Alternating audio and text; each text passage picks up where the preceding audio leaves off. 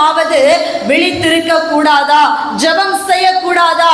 இந்த உலகத்திலே பொல்லாங்கானவன் எந்த மனிதனை பாவத்தில் தள்ளிவிடலாம்? எப்படி ஒரு மனிதனை தேவனை விட்டு தூரம் படுத்தலாம்?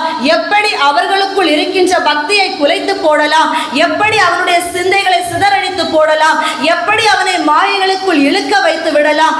எப்படியாகிலும் அவனை தேவனை மறுதலிக்க செய்து விடலாம் என்று அவன் கெச்சிக்கிற சிங்கம் போல வகை தேடி சுற்றி திரிகிறான்.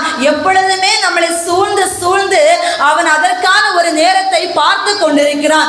ஆனால் என் தேவன் சொல்லுகிற வார்த்தை என்னவென்றால், அவன் உங்களை பாவத்தில் விளைவிக்க முயற்சி செய்யதான் செய்வான். நீங்கள் என்னை அறிந்து கொண்டாலும் உங்களை இச்சைகளுக்குள் விழ வைப்பான், மாயான அன்பிற்குள் விழ வைப்பான். இந்த உலகத்தின் அதிபதிகள் விரும்புகின்ற பலவிதமான மாமிசத்தின் இச்சைகளை செய்வதற்கு உங்களை தூண்டுவான்.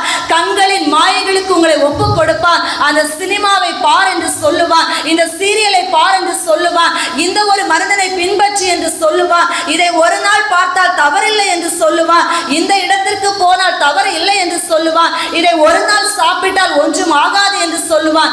இப்படி உங்கள் எண்ணத்துக்குள்ளேயே அவன் எல்லாவற்றையும் நியாயத்தை வெளிப்படுத்துவது போல தவறான அத்தனையுமே சரி என்று காண்பித்து காட்டுவான்.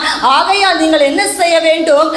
இந்த உலகத்தின் பொல்லாங்கன் உங்களை இப்பேற்பட்ட வலைகளுக்குள் விழுவதற்கு முயற்சிகளை எடுக்கிறபடியினால், உங்கள் சிந்தைகளை பாவத்துக்குள் விழ வைப்பதற்கு அவன் பலவிதமான காரியங்களை கையாளுகிறபடியினால் நீங்கள் என்ன செய்ய வேண்டும்? சோதனைக்குட்படாத பழிக்கு விழித்திருந்து